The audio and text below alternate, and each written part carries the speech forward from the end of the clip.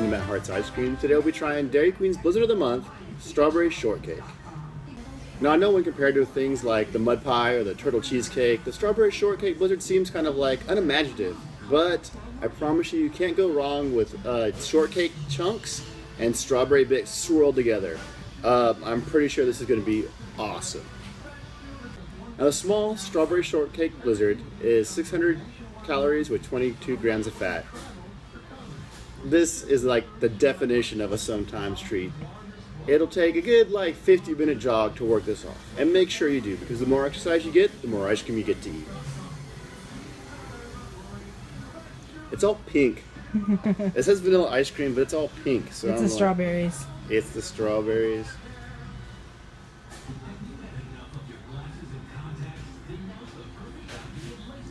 Well, I can tell you right now, the shortcake pieces, they're amazing. They're like all fluffy and light and shortcakey and wow.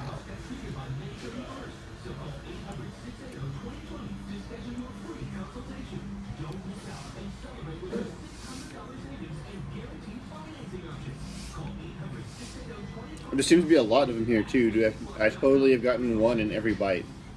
2 in that last one, so I was like, oh.